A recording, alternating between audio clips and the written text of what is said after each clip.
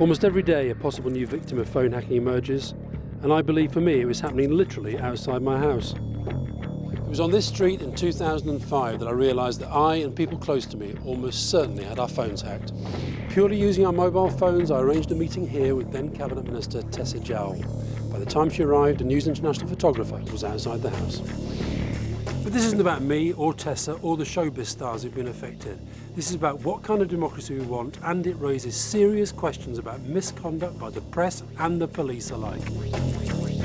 Football's Gordon Taylor reportedly received a £700,000 settlement over allegations the News of the World hacked his phone. Taylor's solicitor, Mark Lewis, says he's now investigating for another dozen clients.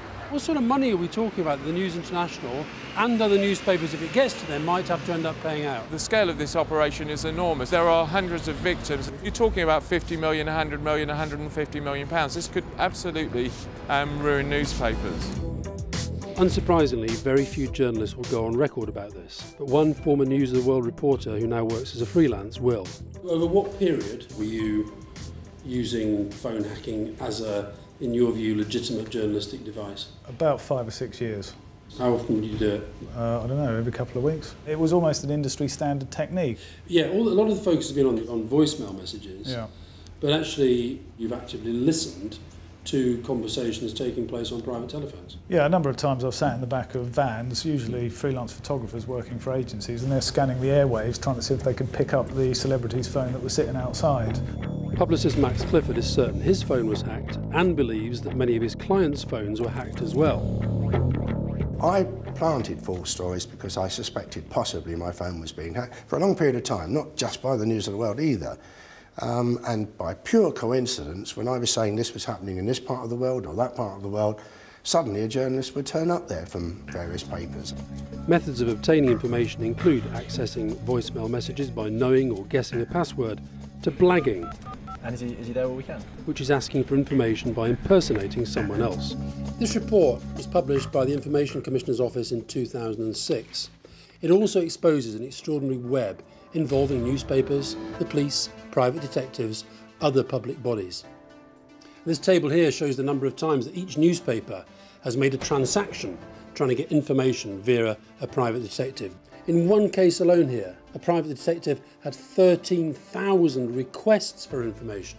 What these reports expose is an unlawful trade that's breaking the law to get people's personal, private information without any public interest justification whatsoever.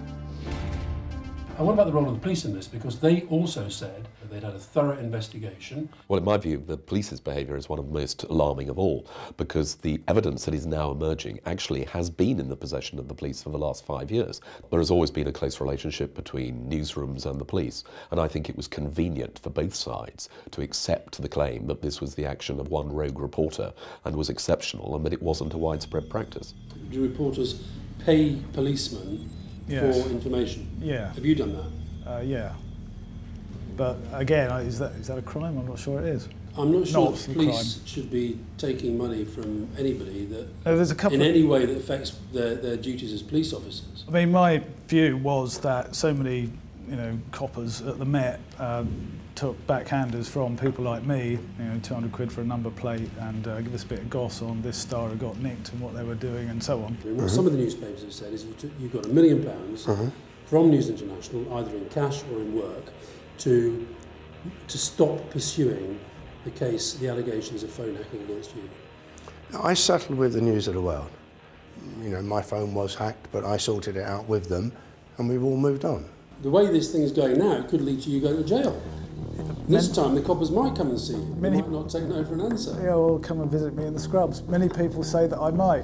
Press freedom is one thing, and it's a good thing too, but that freedom is being put at risk by the systematic criminal activity of some newspapers. And one thing is for sure, for both the press and the police, these questions are not going away. News International reiterates that if presented with evidence of wrongdoing, they will take swift and decisive action, as demonstrated by last week's dismissal of a senior member of staff. They continue to cooperate fully with the authorities. What do you think of that? Well, it's worrying. I mean, I was asking you, and you said it's quite easy to do, actually, yes, isn't it? Not that I ever have. No, no. Of course.